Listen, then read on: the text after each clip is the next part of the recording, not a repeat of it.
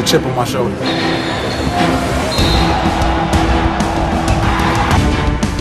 We gathered the 3 most successful coaches in Chicago basketball history. They combined 13 state championship rings. Once you give it, you can't get it back. Coming together to give Chicago the show it deserves. What a play by Terry Cummings. Of the best basketball culture in the world. This is 13 Rings.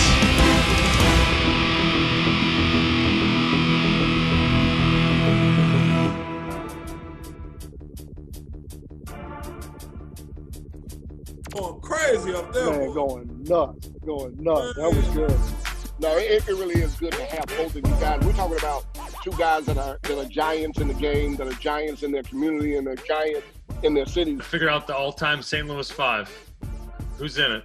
Frank and Tony, this is your time. Represent your city. You'll get a whole lot mad at us, man. I'm about to say, Come on, Frank. Don't stall. What you got? Come on now, let's go. So was Alfonso or both those guys in the all-time 5? Yeah, I haven't. D. Miles. D. Miles is most definitely in the top 5. You got to see young Jayson Tatum. Where was he when you came in, and what kind of steps forward did he take? I tell you, he wore our gym out. I mean, there'd be during the season, 4 or 5 days out the week, he would be at the gym at 5 a.m. Did not make it. Yeah, names that like the greatest to never that didn't make it. Got 2 that come to mind with me. Sean Tunstall was one that played at Vashon. One thing for sure, if you're not very good, they fans gonna let you know you're not very good. That's probably the one thing that I would say, like, they are probably as blunt as anybody, man. I know him and Tony had some wars, and I had to cut them out in Chicago League Classic. Oh, wait. Okay, we got to talk about this. I tell you, she was giving me every I'm talking about random combination of adjustments. I'm like,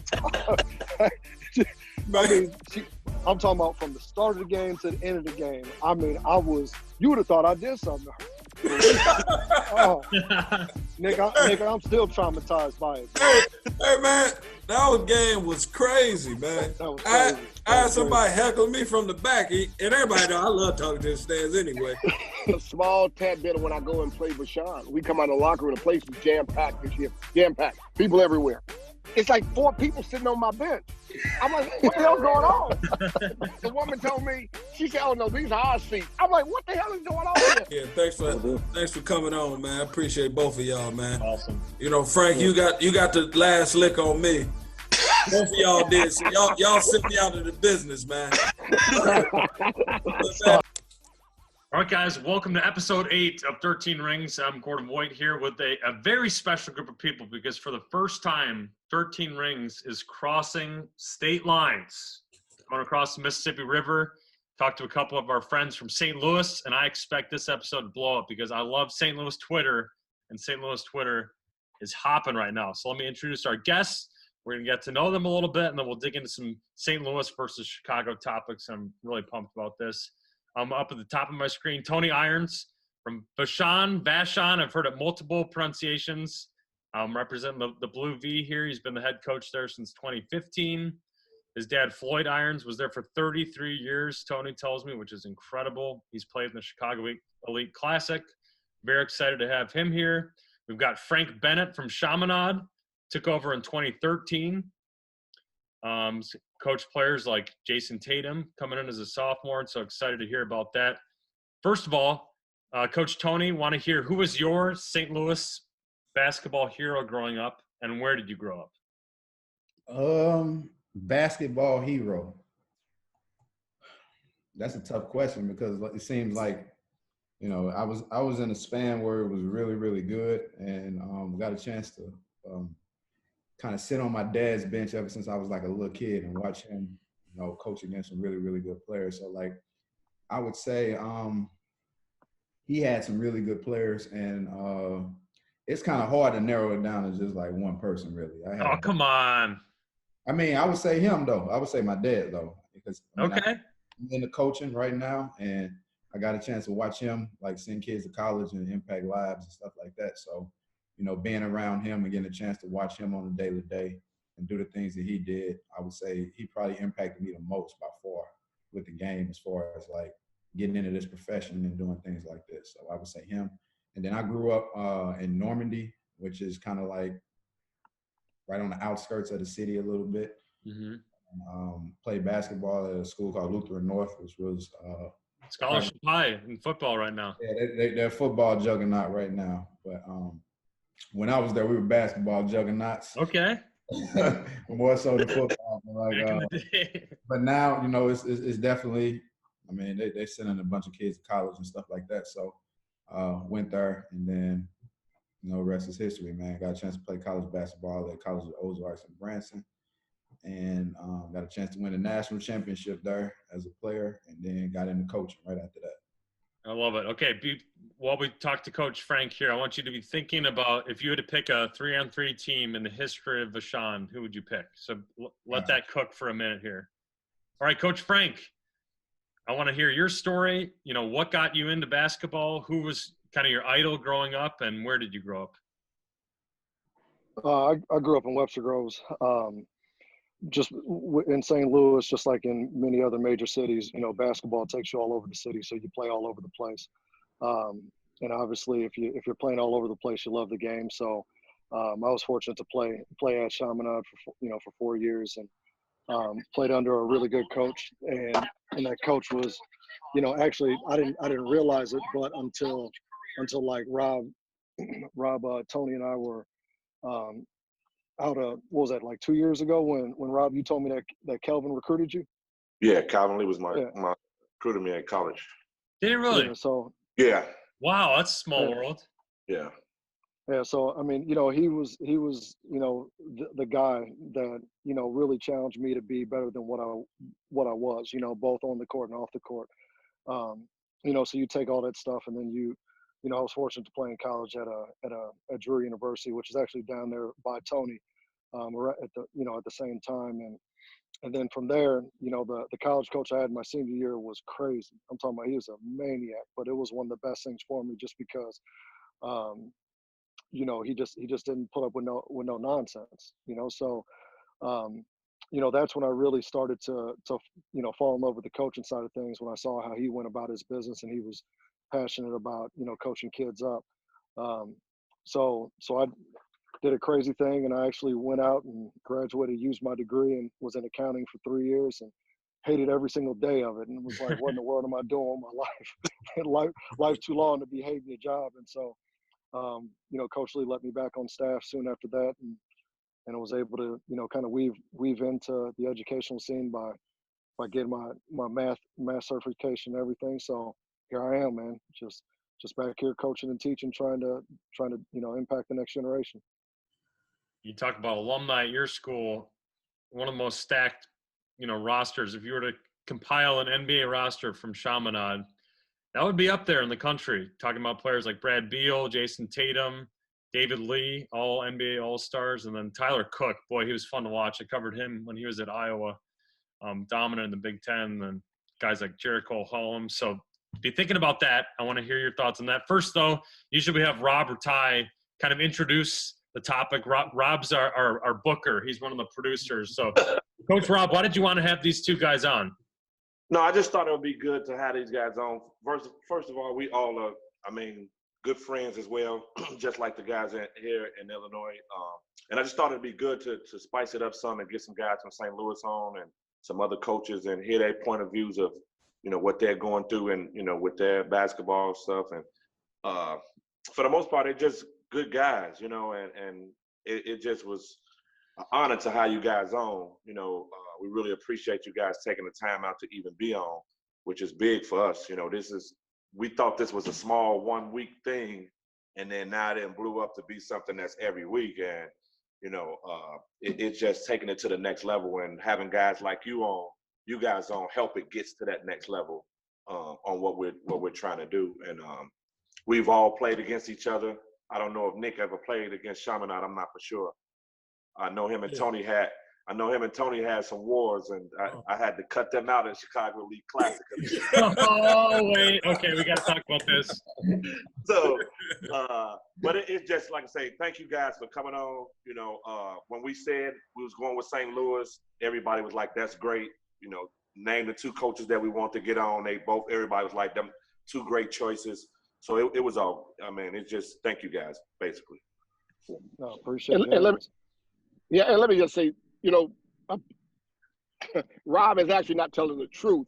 When he said, let's have you 2 guys, I'm like, absolutely not, because this is nothing more than another attempt by Rob to bring people on that have beat me. So that's really what this is all about. People that beat me up, that's what Rob does. But no, it really is good to have both of you guys. We're talking about 2 guys that are giants in the game, that are giants in their community, and they're giants in their cities. And that's really what we like to associate ourselves with, those people that are giants. Why? Because it helps not just us as coaches, but as Black men, and we talk about a lot of those issues. And it's just really great to have both of you here. And it's a lot more comfortable not having to look down the court to see on the other end. So it's a lot more comfortable with you guys on video than it is actually in the gym. So thank you guys for coming on. Yeah, thanks for y'all coming on. And man, Coach over there had a few battles over there, though. You know, okay, we got to hear. Let's hear about the battles. How many times have you played each other? What was the situation? Well, I think I'm up. I'm up. Man, then he got out of the game too soon, man. You know, so you can't get your lick back now, is what you he won the last one, though, but he can't get his lick back, though. Nick, I think you 2-1, Nick? Yeah, I'm up on you. 2-1 against me. Yeah, but you know about Coach Irons. Coach Irons, man, his dad, well, man, big part of St. Louis basketball. You know, I've been knowing him for forever, and you know, his voice speaks volumes. Legend in the game. You know, he go back with my father. You know, and everything. They had a good relationship, so. You know, he doing a phenomenal job over there. I already knew his pedigree and how he was gonna be as a coach, but he had game too, though. He could play. You know, he could play that ball too. But you know, man, stand up guy, man. All right, so with Coach Tony and Coach Frank, I want to hear you guys. Why do you go to Chicago for these types of events?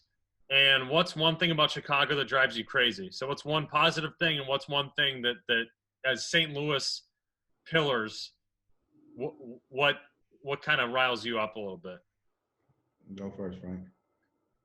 Well, you know, I think first of all, the event, you know, is first class. You know what I mean? And it doesn't matter, you know, if it's a Chicago League Classic or if you're just going up there to play a game, you're going to get, you know, some good competition to see where your team is at. I think the second thing is, you know, they embrace you open arms, you know, so, you know, you got guys on here that are extremely, extremely successful, and, you know, they take the time to break bread with you and talk to you and just chop it up, which is, you know, is good. I think the number one thing that I love is that Harold's Chicken, man. That Harold's Chicken, man. The first time now the first time we came up, we had Harold's Chicken, and it might have been because we had Jayson Tatum, you know. But the third time when we didn't have Jayson Tatum, we didn't get no Harold's Chicken, man. I was like, dang, man. I mean, well, it's as sponsors go. They go up and down. They go up and down. They did you wrong, huh? You thought you was about to get some of that sauce, huh? Hey, I was thinking about it the whole way up, man. I'm like, I'm gonna give me at least a little bit of it, man. You know, we didn't have no car, no way to get out and get it, man. But yeah, so that's probably the best and the worst thing about going to Chicago, man. The fact that, you know, for 2 years straight we had Harold's Chicken, and then for about the next 2 or 3 years we ain't had no Harold's Chicken, man. So, when you come back, we'll get you a 6-piece. We'll get you a 6-piece. Hey, I appreciate it. Could just be 1 piece, man. I'll be happy. But you know what? And not to jump in before Tony goes, but I just want to kind of tell you a story about how we actually got Chaminade. I don't know if Frank remembers it. Right. How we actually got Frank and those to actually come to Chicago.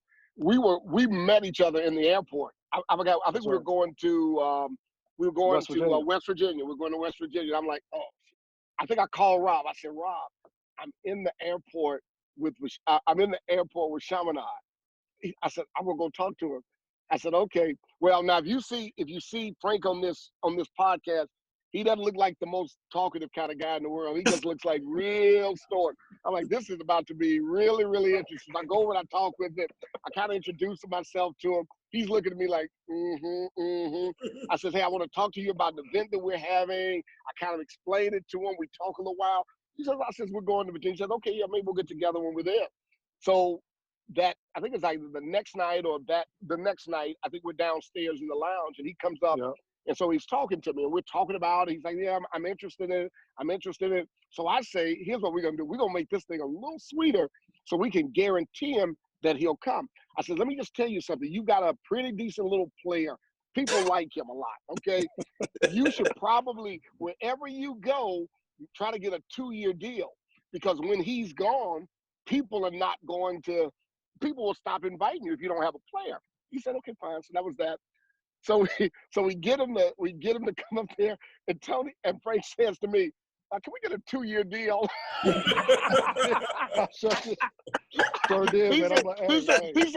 says, can we get one of those 2-year deals?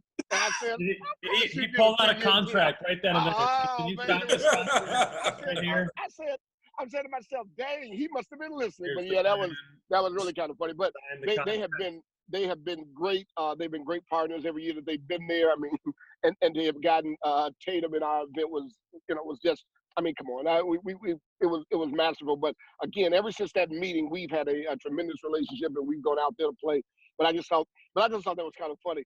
I'm trying to give him this little secret to use on other people, and he took the secret and used it on me. I'm like, whatever, you got me. I love it.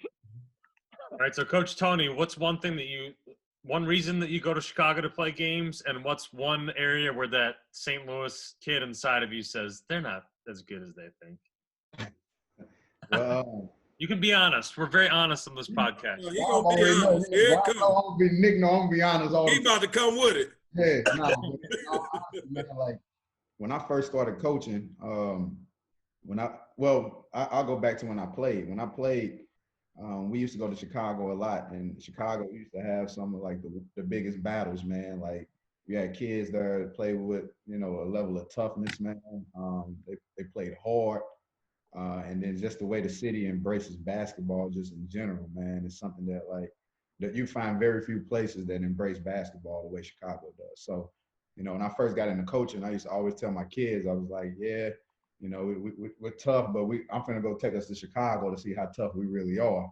So it was just something that kind of stuck, you know what I mean, with that. And every year, for the most part, since I've been a coach, I try my hardest to get somebody from Chicago on there to be able to help prepare us for like playoff runs and stuff like that. So when I got to Vashon, it was an opportunity to get into the Chicago Elite Classic with Rob and Ty, and it was just something that we didn't really know what to expect going down there. And then when we got down there, just to see how first class it was and how they treated you and stuff like that, that was something that like our kids almost every year are asking, like, are we going back? Like, it's something that, that we really appreciate. So, those were the things, just really the toughness and just how they embrace the game, man, and just, how their kids, how they compete. And it just was able to, kind of help us in playoffs and stuff like that. So we wanted to get them on schedules and stuff. So one thing for sure, if you're not very good, they fans gonna let you know you're not very good. That's probably the one thing that I would say, like, they are probably as blunt as anybody, man. Like, when they put their foot in you, the crowd is gonna let you know that you're getting the foot put in you. So you gotta respect it, but that's probably the one thing I would say, man. If there was anything, they kind of hard on you when you're not good, man. So that would be that. And we definitely appreciate you guys coming, because we know at that time there's a lot of other events going on that you can possibly go to. But and then me and Ty always said, and Nick is a part of this too, as far as the trust in us, with it and believing that it was gonna be that big. We all on here, we all look, like if somebody called me about a tournament, I may call one of you guys like, man, you heard of this before I decide if I'm going to go or not. You know, you guys, that's the way Frank did me. That's the way Frank did me when I talked to you. Just like that. Yeah, just like that. So you guys were pretty much all in once you talked to us. And that's just, I guess, our relationships and how much you guys trusted us and stuff like that. And we really appreciate that, because without you guys and, you know, you guys' programs, then our event is not top notch like it's supposed to be. Of course, we try to do our best to, you know, make it the best one in the country. But without having teams like you guys and great coaches and players, that the event don't take off like it's taken off. So. And Harold. All right, so guys, I want to know, why do St. Louis people like Larry Hughes so much? And I mean that very respectfully, because he was an amazing player. But is Larry Hughes like – I expect there to be a statue based on how people talk about Larry Hughes. Is he the most beloved St. Louis Hooper of the modern era? Or if not, who is? Come on, man. Y'all got to show my boy some love, man. L was really good, man. Like, really, really good. And I think he was the first one. Like, I mean, you put David Lee kind of in that category as well, but, like, they were probably the first ones to kind of, like, jumpstart the whole, you know, St. Louis basketball players get an opportunity to go play in the NBA. Anthony Bonner, you know, you can go back in the 80s and stuff like that, but, like, when you're talking about in the modern era with, like, a lot of guys that me and Frank kind of saw when we were kids and stuff like that, he's probably the first one that, you know, that we knew when we saw him in high school that he was going to be a professional. And he kind of, like, you know, with the juice that he had behind him, it's kind of paved the way for a lot of the other guys, you know what I mean, to get the opportunity to do that. So there's probably a lot of people that know that he's probably the one that's probably like a trend-setting one with that. You know, I'll take it a step further too. Yeah, please. You know, he had his choice of colleges and he stayed home, you know. So you know, there's a trend, there's a carryover from what he did in high school to now being, you know, at SLU and having an incredible freshman year, you know, to the point to where they get in the tournament and he's killing, you know what I mean? And you know, I can remember literally just being in my history class and the teacher shut the class down and was like, no, we're watching this game. And so the whole class is watching the NCAA game, watching, you know, hoping that's, you know, SLU is gonna beat Cincinnati, I believe. But yeah, man, that's, you know, he's just had a large footprint in the St. Louis area. I think every city's got a player or a couple players that are considered to be legends far greater than the rest of the country thinks of them. I think Chicago's got a number of them. One of them, I think, is probably Patrick Beverley, just in terms of perception locally versus naturally. And I think there's a whole list that we could go on and on. Yeah, I'm curious for the Chicago guys. Who do you think is one of those people? And you can't name somebody you coached, but who's one person that is a bigger deal locally and is like a folk hero that's maybe bigger than his national reputation? Because I feel like in my perception is that's kind of what Larry Hughes is to St. Louis. Do you think we have an equivalent in Chicago? Yeah, I'd say Nick Irvin. Yes. No, I'm sorry. It is 50 shots a game. No, but you know, for me, I think, and again, if you go to different generations, they come up with different players all the time, different players.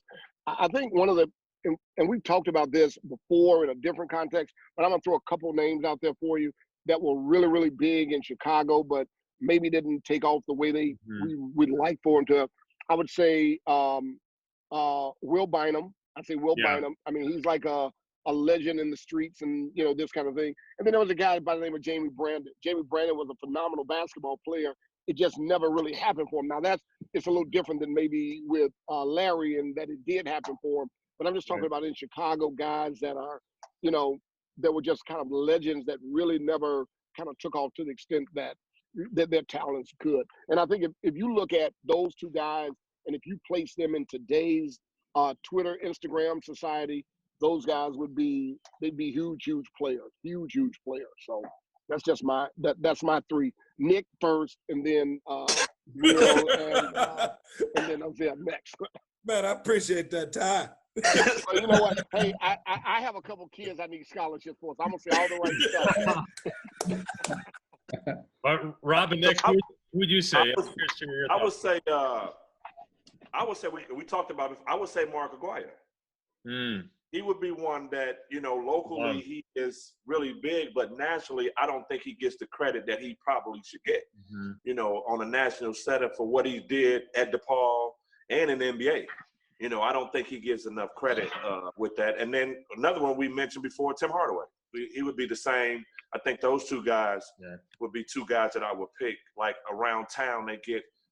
And Tim might be different because he doesn't even really get a lot around town. Yeah. I mean, because he's not around as much because he's working and stuff. So that could be, but I don't think naturally he gets enough credit. I mean, he was one of the guys when they started the crossover dribble. He was one of the guys who, people really looked at when they came to that. So I would say them two guys, but Mark Aguirre is definitely one for sure. Yeah, I agree with Ty and Rob on the guys from Chicago, but I'm gonna throw Antoine Walker name in there.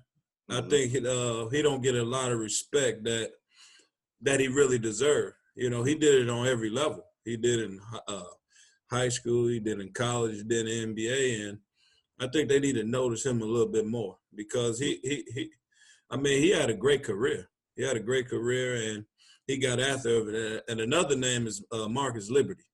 I think Marcus Liberty needs to get more press and get noticed what he did around the Chicago area. He made it to the highest level as well. And Marcus Liberty, some kids and some people don't understand, he was the number one player in the country.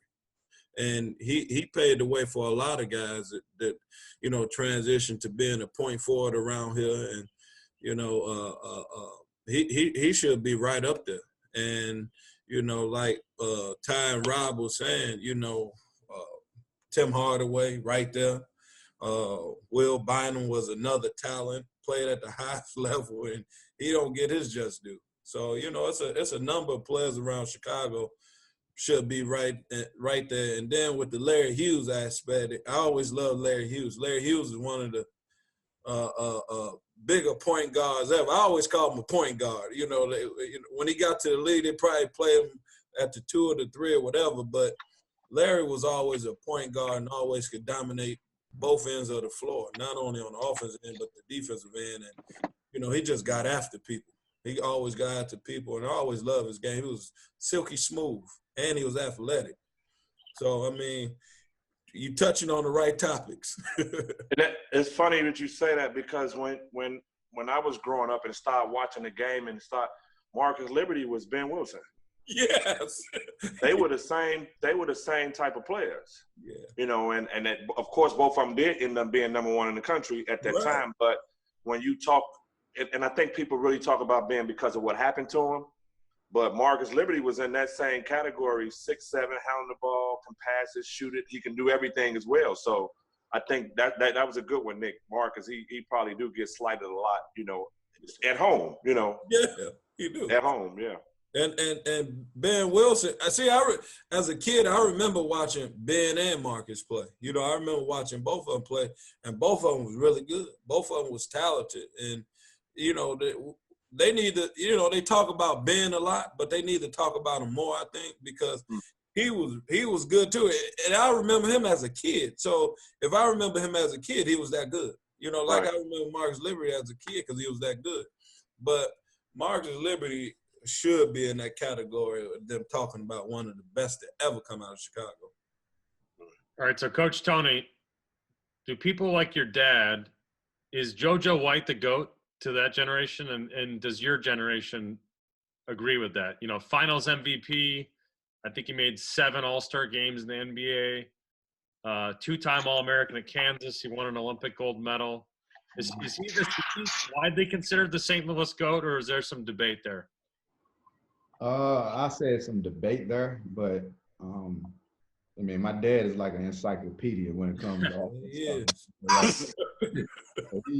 He would probably, I wouldn't say that he would probably say JoJo White was the best ever, but he would have him in like the top 2 or 3 for sure. What was the comp? I think it depends on how you qualify at that too. Yeah, Right? exactly. I mean, if you're talking about accolades, nobody else was a Finals MVP. So I think Exactly. So like that would probably put it, in that perspective as far as like ability.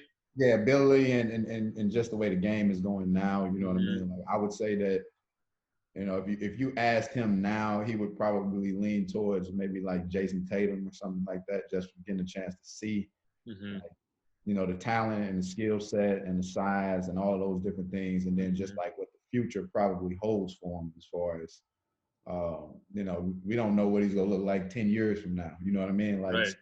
10 months from now, we don't know. Yeah, 10 months from now, you know what I mean? Because in my opinion, he's easily one of the 10 best players in the game right now. So if you look at that. All right, perfect segue, because we have the coach who I think, Coach Frank, you started coaching him his sophomore year. Was that when you got the job? Mhm. Okay, so what did you see? What kind of leap? Because when you took over, coaching him, he was that little kid, taking the photo with LeBron, saying follow back, like that famous viral post. You got to see young Jayson Tatum. Where was he when you came in, and what kind of steps forward did he take while you were coaching him? I think when he was a freshman, he was, he's such a nice and good teammate that, sometimes he would, pass first instead of making a play, early on in his career, like as a freshman. And so as he progressed and got older and, started, kept playing against the best of the best, I think he quickly realized that he was, tops in the country. And so as he got older, it was, for lack of better word, and he was just out there trying to kill people, and I think especially when you think about how he was as a senior, like he was just on a different level. But I think I think all of that comes from your preparation. A lot of it comes from your preparation, and when I tell you he wore our gym out, I mean there'd be during the season 4 or 5 days out the week, he would be at the gym at 5 a.m., get his shots up, and then go through a full school day. And then we would start practice at 4 o'clock. So he would go through a full practice, 4 to 6, 6:30, 7, whatever it was, have emos delivered to the gym, and then eat it, chill out for a little bit, and then stick around and get a one-on-one workout. This was him on a regular basis. So, obviously he has a ton of God-given ability, but I think as he got older, the manifestation of his work, people just started to see. I mean, he was like this since I've known the kid, So, I think that's honestly what the difference was. He just never stopped working, man. Never stopped working. And I think for us, Ty, he probably had one of the best performances at Chicago League Classic, if I'm not mistaken. I think, how many points did he have, Frank, at Chicago League Classic? Oh man, 40. I can't even. I think it was 40. It was 40 something, right? Yeah, Because the game that was a heck of. Who did y'all play? Because the game went in overtime, right? Yeah, we played Miller Grove. Miller Grove. That's probably been one of the best games in the Chicago League Classic, because they had the little guard that went to Connecticut, and they both had 40-something points, and it was back and forth. That was one of the best performances between a team inside the Classic. Yeah, bad defensive coaches. That was probably the time I did the matchups. I probably did the matchups. All right, so guys, we got to figure out the all-time St. Louis Five. Who's in it? Frank and Tony, this is your time. Represent your city. You'll get a whole lot mad at us, man. I'm about to say, hey, Come on, Frank. Don't stall. What you got? Come on now. Let's go. You got to pick. I'm not, everybody's list is going to be different. The KSDK list got a lot of attention. They picked the top 15. They kind of weighted it more like it seemed to be like accolades, but also like if they did it in St. Louis, it mattered more. That seemed to be like, like Ed McCauley is not necessarily a national name, but he's number 2 on the list. because he did it in St. Louis. So you could pick whatever criteria you want. We're not saying that your list is going to be, the only right list, but I'm just curious, let me read off some other names. LaFonso Ellis, one of my good friends in Decatur, is from East St. Louis, and he says that even compared to Darius Miles, that he thinks LaFonso Ellis is the greatest ever to come out of East St. Louis. How did you kind of, first of all, as people that live in St. Louis County, how do you evaluate East St. guys? Do you consider them part of the family, or are they kind of on their own Metro East thing? Yeah. I mean, I think that we play each other enough that it would only be. They're part of the. So you got St. Louis City, you got St. Louis County, then you got the Metro East, which is the combination of both. You know what I mean? So I think that at the end of the day, yeah, of course. Okay, so is LaFonso or both those guys in the all-time 5? Yeah, I haven't. D Miles. D Miles is most definitely in the top 5 for sure. Top 5. Okay, so we got forward. I'm nailing you guys down here. We're not going to just talk. Tony, we're going to get away from our phone after this. I'm gonna put this out there because I didn't get a chance to see. Me and Frank are still kind of young, so we didn't get Reset. Fine. What's happened? Oh my God! What a coward! What a coward! We can only unbelievable. You know what we'll do? Unbelievable. We can we'll have like an old head team that your dad can help compile. Yeah. But in our generation, I would say that Darius Miles, LaFonso Ellis, Brad Beal, Jayson Tatum. Jayson Tatum. Why don't we just say Chaminade? Let's just say Chaminade, and it'll be over. Chamade's all-star team. They got so. So that means probably you need another guard. So probably Larry Hughes, right? Yeah.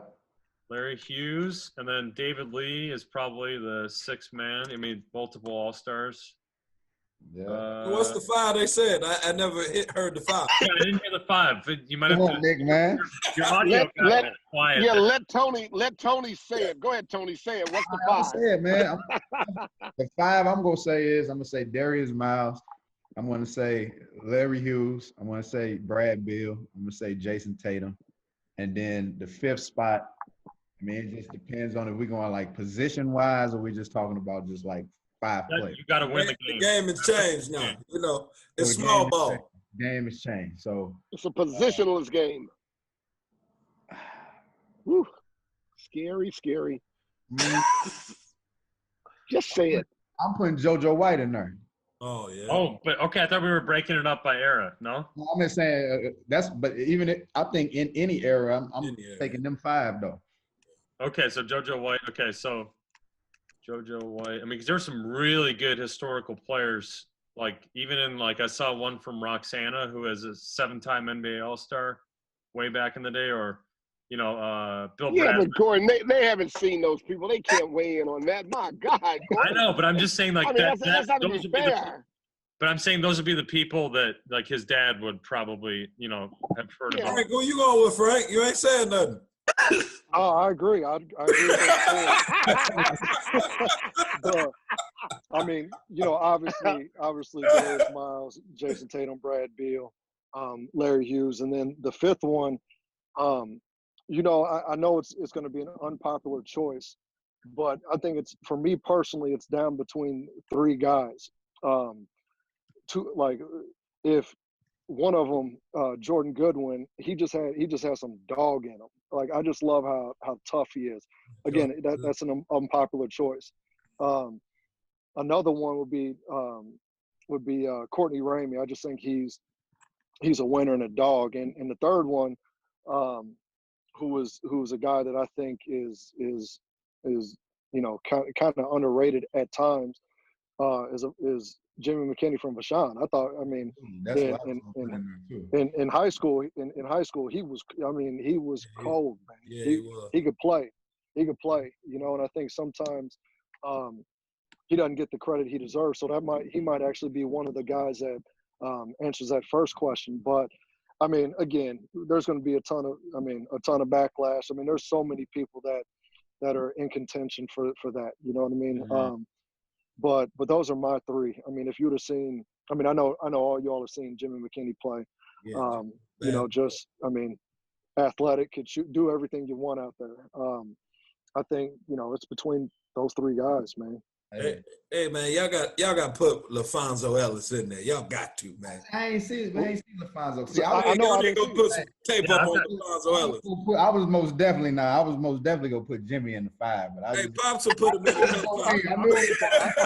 I'm happy Frank said it though, because I wanted to say it so bad. Thank you, Frank. You don't have to be afraid to tell the truth. You don't have to be afraid to tell the truth on here, Tony. Go ahead and say it. Go ahead Not and on say it. this show, Tone. You can say what you want to say on this show. Yeah, we don't care. Yo, man, your daddy would have put LaFonso Ellis in there, man, if we pick it. Nah, he probably would have though. I like how Frank had the Webster Groves influence there. I know you're from Webster Groves, Ramian. Yeah, tell him that. Well, shoot, they beat LaFonso was us a in the bad state boy. championship. Hey, He was a LaFonso was a Bad boy. Yeah, he was. All right, so okay, Bars, here's the debate. Okay, guys, we have Chaminade versus CBC all-timers. So we're talking Larry Hughes, Caleb Love, current player going North Carolina. Pat McCaw is carving out a nice little career for himself. And then guys like Jordan Barnett were nominated when I did my project back. And then is Justin Tatum, is that Jason's brother? His dad. That's his father. Yeah. That's his dad. Okay, cool. And so he was a pretty good player too, huh? Yeah, he was good. Yeah, Interesting. And he's a fiery coach. Woo! Is he not fiery? Yeah. That's how he played, though. He played hard, though. I love that. There's some other. It'd be fun to kind of compile the other. So from Vashon, who would you pick, Coach Tony, if you'd go with an all-time 5 or maybe 3 to make it less controversial? I'm going to say Bonner. Anthony Bonner's got to be on there. Anthony Bonner. I'm going to say Jimmy McKinney for sure. I'm going to say a name that a lot of people don't know is Joel Shelton. Joel Shelton. Ooh, yeah. He's Vashon's all-time leading scorer, man. Like you're talking about like over 2,000 some points, Final Four every year, won the state championship. He went to Mineral Era. Area. Yeah. Yep. He was a JUCO All-American. So like, I mean, he's one of those guys that like, if you ask him, he's gonna say he's number 1 on the list for sure. But all 3 of them, they're the 3 people who at Vashon have gotten their jerseys retired. So those 3 be on there. So I remember, what was the big tournament that was in St. Louis? The KMOX shootout, right? KMOX shootout. Yeah. Yeah. KMOX. That was a really big thing back in the day to go to and play. Yeah. That was really huge. I think when I was at Simeon, I wasn't on varsity yet, but I think they went with Deion Thomas them and played down there. Yeah, nice. I think it was really nice. It was where you had to go. That was what Chicago had. Travel restraints when we couldn't go that far, so KMOX was big for us to be able to go to. Which that was really huge. So I remember that. And then we didn't go back when I actually got on varsity. I was a little upset, but we didn't get a chance to go. I don't know if it wasn't good enough. 2-year contract that Ty talking about, man. Again, you got to get a 2-year deal, baby. You got to get a 2-year deal. But you did, Ty, you done messed up. Now Tony gonna ask me for a 2-year deal when Well, Secret is out. you know what? But look, but like I told you before, all you have to say, coronavirus. We have to cut back. Coronavirus. 2026, you're gonna be negotiating. Sorry, coronavirus. Yeah, those are the. We have to put McKinney in there. Hoodie, man. I just love Hoodie, man. I just tell you, we gotta have him. I gotta have him on my all-star team. I don't care whether or not it's the top 5, the top 100. Hoodie McKinney, I love him. My man. Oh yeah. Anybody that named Hoodie, I gotta have him on my team. There's some amazing nicknames in some of these St. Louis schools that I got all these submissions from people like Gerald Dink Jones, Vashon graduate, or Antonio Bobo, great name. Shotgun Campbell. I got to hear the story there. Who is Shotgun Campbell? He went to Kansas out of Vashon. You want to know something funny, man? That's who I'm named. My first name is his first name. Shotgun? I'm named after him, Antonio. Oh, okay. Yeah, so he the year that my mother was pregnant with me, my dad and them won. I think he won. It may have been his first state championship, and that was his point guard. And it's a funny story because my mom always says that like my dad had the name picked out without consulting her. Like, that's not how this works. So my first name and my middle name were his two best players at the time. And I always tease people that I'm named after two guns because first name is Shotgun and my middle name is named after the guy whose nickname was Pistol. Named after Shotgun Pistol Irons. Yeah. Last name is Irons. That's perfect. Yeah. So, but yeah, he played at Kansas. He actually he was a really good player, man. The shave we all deserve. Yeah, it was another school out there in St. Louis that was really good. Cardinal Rittner. Yeah, Cardinal Ritter. Yeah. Didn't they have like Lawrence Woods and Heidi White and all them come out of there? Yeah, and Chris Kerr. Yeah. Where was that, Nick? Cardinal Rittner. It's amazing how schools, like who's that school in St. Louis that maybe kids now don't know about, but that used to be a huge program? I mean, Chicago's got a number of them that closed. Like, I mean, Hirsch had some amazing years. Yeah. Manly had some amazing years. I mean, those were some of that was kind of like the Simeon, Whitney Young, and Morgan Park of, back in the 60s with, in that era. And then also some schools like, Nick, your freshman year school, does St. Martin de Porres? Yeah. We had that's with Jerry G. We had Jerry G. He went to Illinois and all that, and we had Tyrone Triplett that was pretty good. We had a nice little crew. And then Providence St. Mel too. That's another school that used to be, one of the kings of the city, and then obviously that changed a little bit for there. Who's that school in St. Louis? Like, who are some of the programs that used to be, decades ago, were these like monsters? King, another one in Chicago, used to be the monster. I'm gonna say one of them is McKinley. McKinley, that's where JoJo White went. Roland Gray. I don't know, Frank. Did Monroe's dad go to McKinley? No, he didn't. Okay. No, I'm sorry. He did. Yes, he did. I'm tripping. Yes, he went did. to McKinley yes, too. Yeah. So Monroe Douglas, like back in the day, like McKinley was like really, really good. They were known for like basketball. Yeah. They're like basketball royalty. They're still around, but they're like a smaller school now, and like it's just a different time. But like during that time, I know they were like one of the probably top 3 or 4 teams in like the whole state of Missouri around it, like 10-year period or whatever the case it was. Interesting. Frank, is that your answer too? Yeah, I think that's spot on. How about a player? We love talking. We sort of obliquely touched on this with one of our earlier questions, but who's kind of the greatest that ever made it in St. Louis? Because like these are in Chicago. There are documentaries, Benji and his extenuating circumstances. There are people, like Ronnie Fields. These are very public stories. Who are kind of some of the stories, the equivalents in St. Louis? Like, who are the people when you bring up with St. Louis insiders that go, oh my gosh, that guy was amazing, that maybe we don't even know?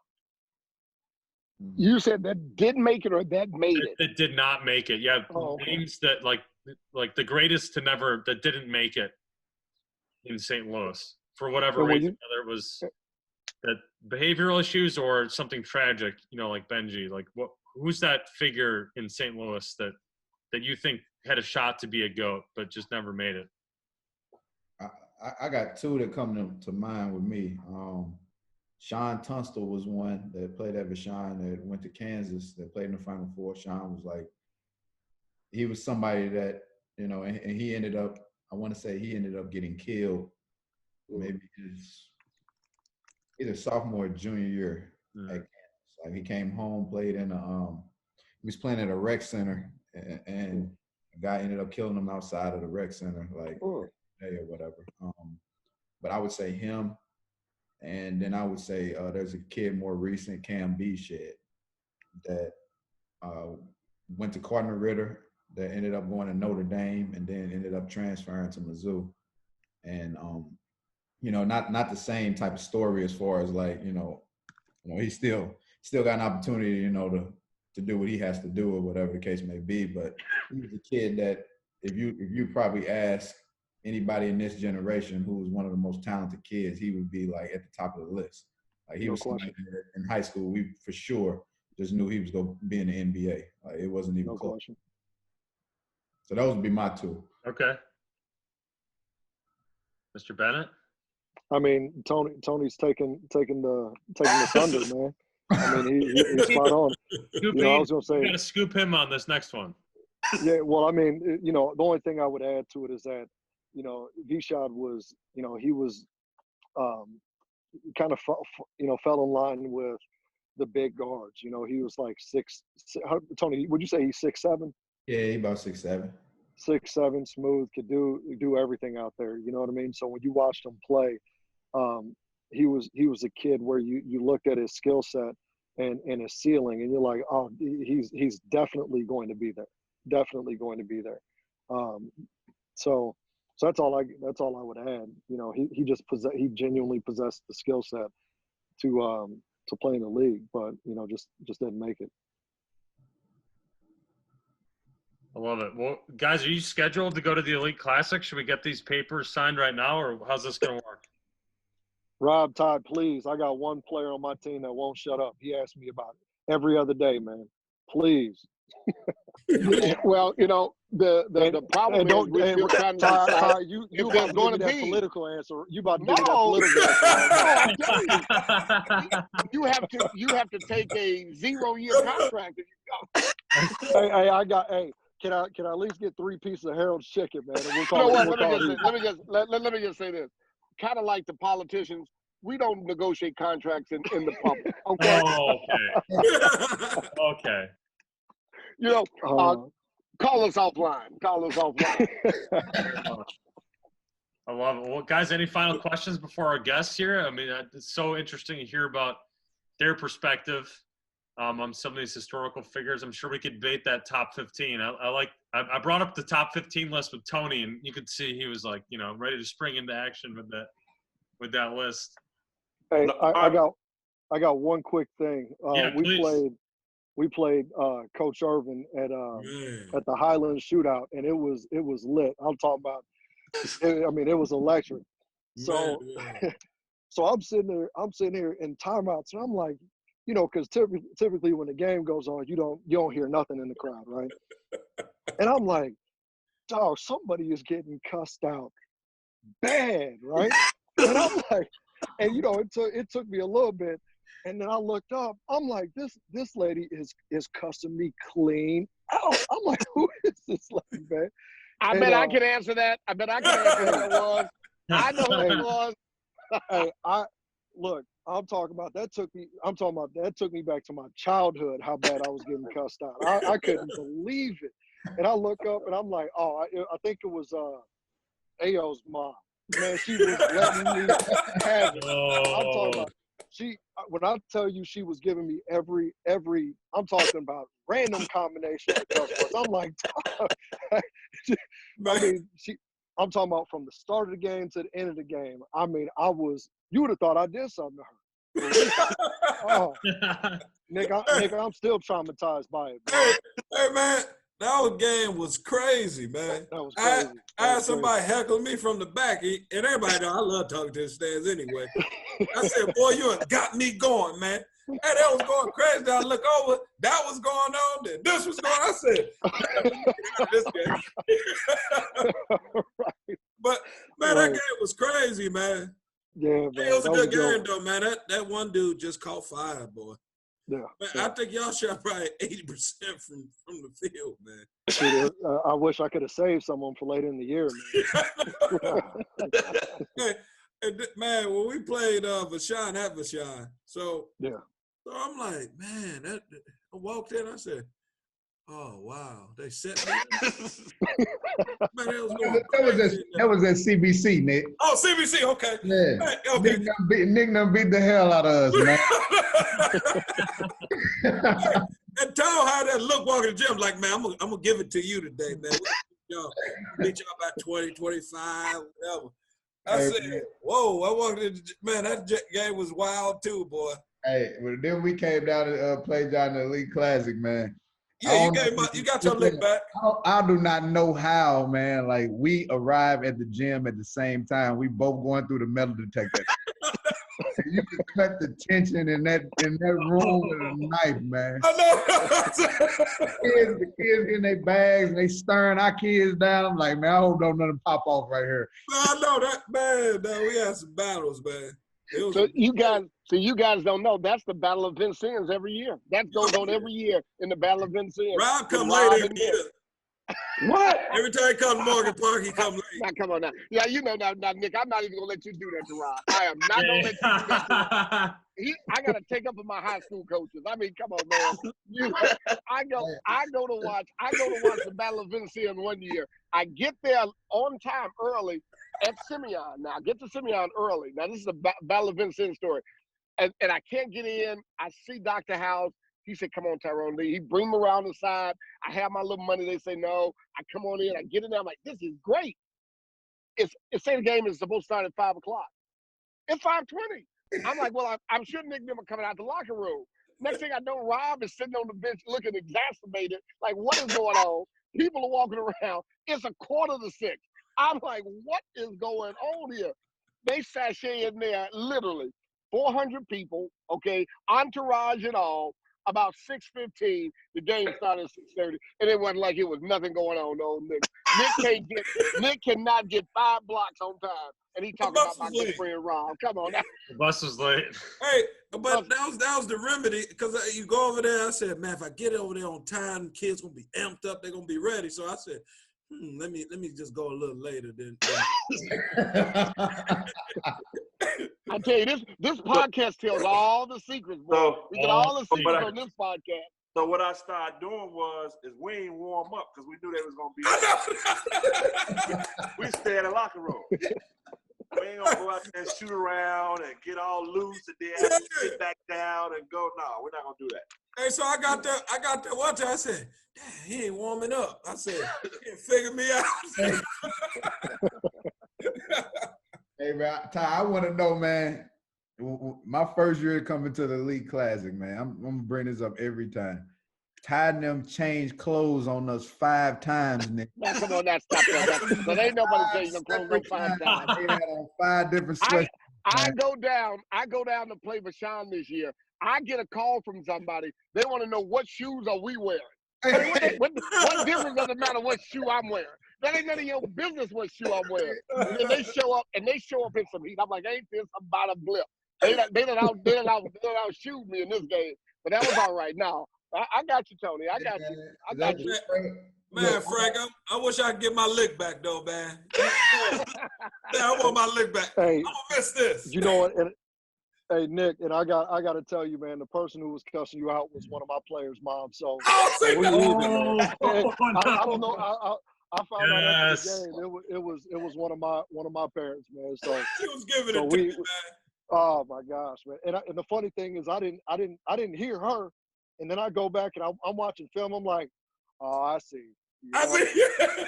You know, I went back and watched the film just to look at the stands. Man, them stands was going crazy up there. Man, boy. going nuts. Man.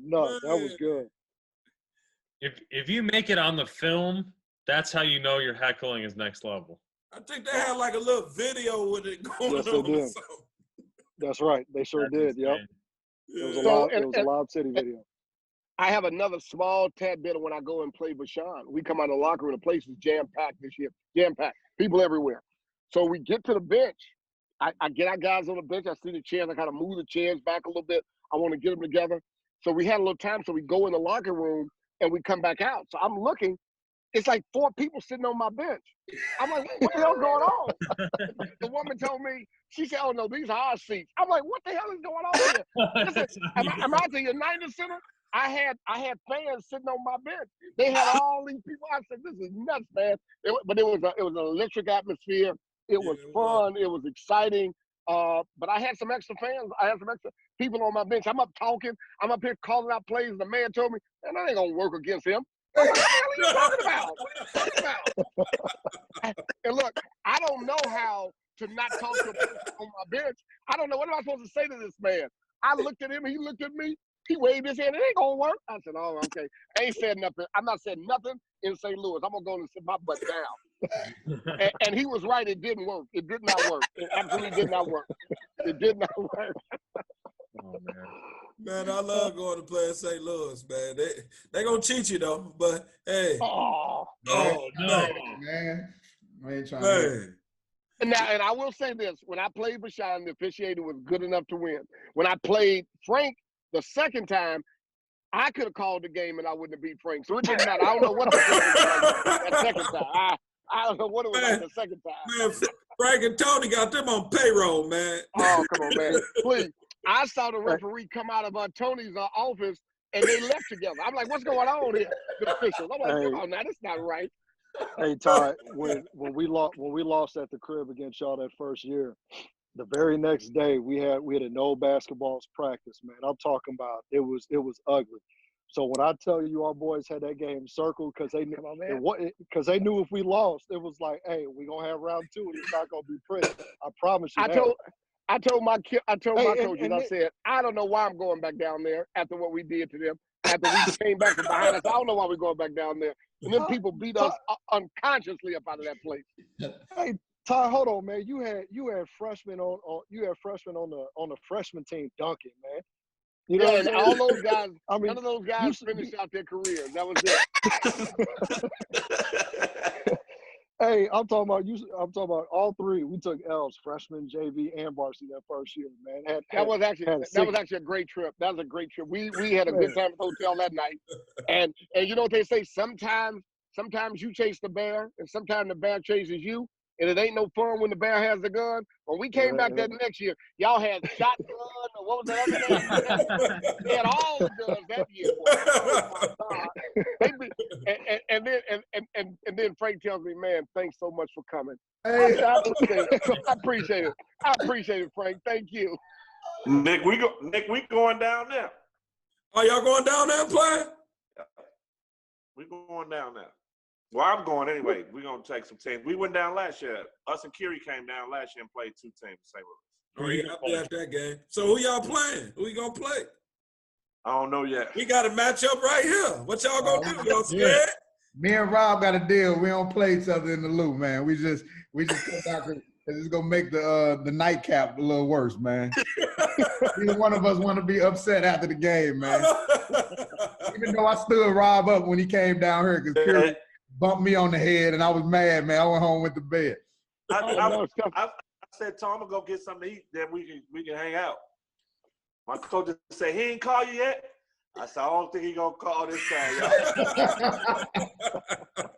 Been there, boy. I know that. I don't think he gonna call. That was a great game, though. Both of them games were really good. It was really good. It was really good. Great atmosphere. It was great atmosphere. Building was packed. It was great. It was a great experience too, though. Have any of the Chicago guys? Have you tried Emo's Pizza? No. Did we? Is that what you? That's what we had.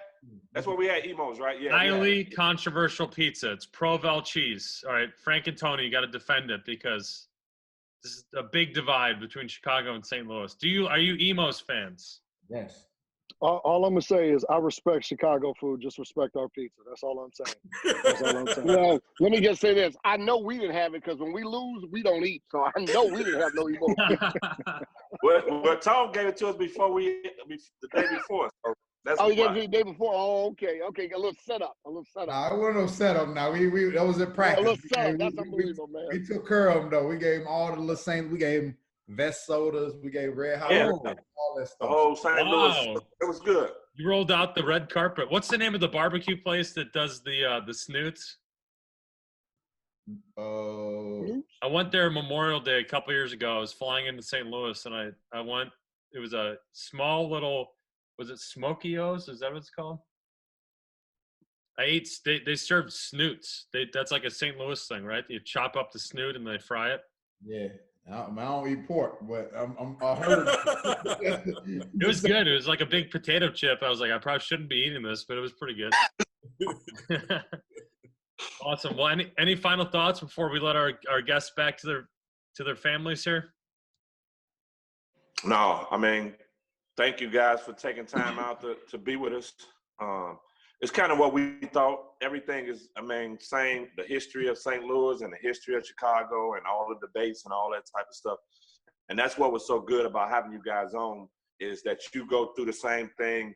Like, it would have been hard for us to say a 5, on here without people looking like you missed this person, you missed that person. And that's just good for the culture of your basketball. That's saying that you got great basketball, that you can have a debate like that about, 5 or 10 guys that you can put on.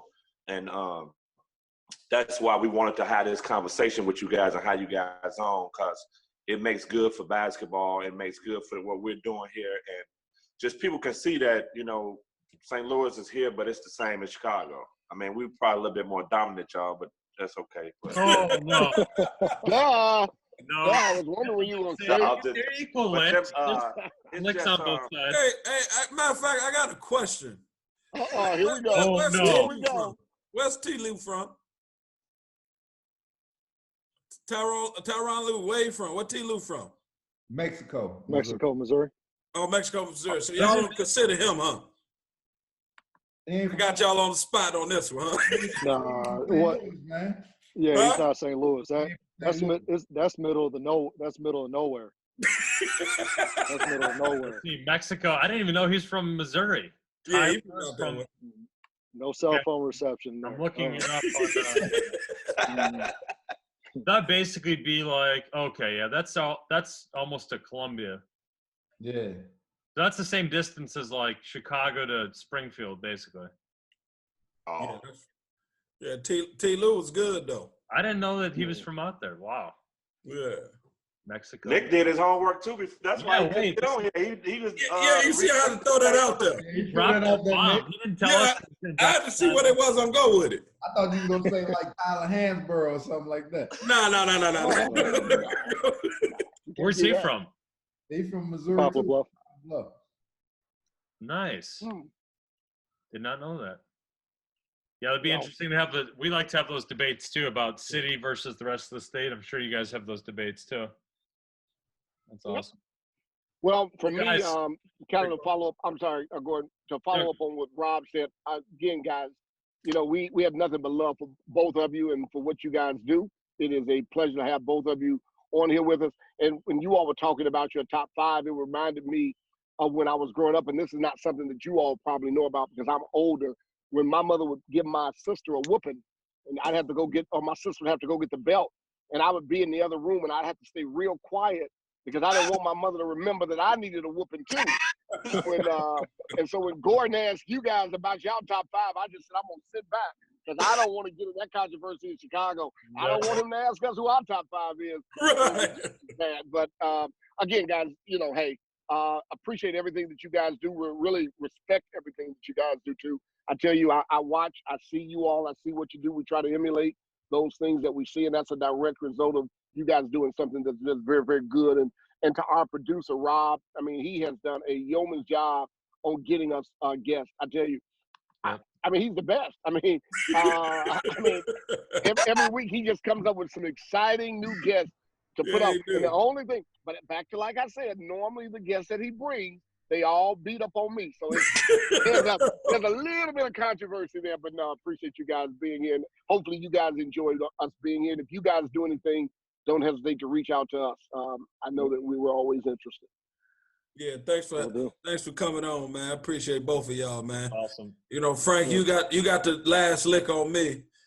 Both of y'all did. So y'all sent me out of the business, man. Stop it. I appreciate both of y'all. And then, man, T, tell your dad I said, what's up? Absolutely. I love it, guys. Episode 8, 13 rings. Wait, actually, how many rings did we add actually, today? yeah, that's it. There's some more rings on here. How many did we add today? Frank and Tony, how many rings do you each have? I got one. You got to count this year, Frank. No, we're not doing that. And I was waiting on you to say that, Tony. I was waiting on you to say that. I am not going to allow you to accept the ring this year. No, you cannot do it. I was waiting on you. I was so happy when you said that. Because I saw your tweet. No, and we're not putting up no banners. So how many rings do you have minus this year, Tony? One. I got 4. I'm counting this year. This year was 5, man. Well, you know what? Hell, then I'm going to count this year, too. I got 4, too. I beat Rob. The last game, and that was like a championship game to me. Anytime I beat Simeon, it's a championship. So I got 4 rings, too. Shoot, I got 4, too. Me and you, Tony, we're going to take our ring this year. Guess what, y'all? It's only one champion on this screen. There you go. That's me. Hey, you got the Michael Jordan hands. He got the city championship ring. I'm sorry that they canceled the stuff. I'm really sorry. Yeah, Rob canceled it in Illinois. He made him stop our games in Illinois. That's sad. He lost and he took his ball and went home. He said, we're going to stop the whole state series now. Well, I don't know how we're going to be able to break this because we have 18 rings on this call right now. I don't think there's any combination. We'll have to get creative. We'll call up Oak Hill or something. He's only lost 7 games. He's only lost 7 games in 90 years, and I beat him 1 time. So I'm on that side. I'm on his resume. Okay. I beat him 1 that should be a ring. I had him on the ropes, man, and we let it drop, man. Well, I'm winning the series, so I'm gonna take my ball and go home. I'm winning the series. Thank you guys. The good thing is I have a chance to eclipse you now, Nick. Whew, yeah, absolutely. I can get past you. Nick's gonna come out of retirement. Come back to high school. Nick will probably be going to Duke and be an assistant at Duke next week. Shoot, all these people he get. My God. But let me say this before I leave, and I have to say this. This is a direct result of hiring a notable, respected, quality high school winning basketball coach.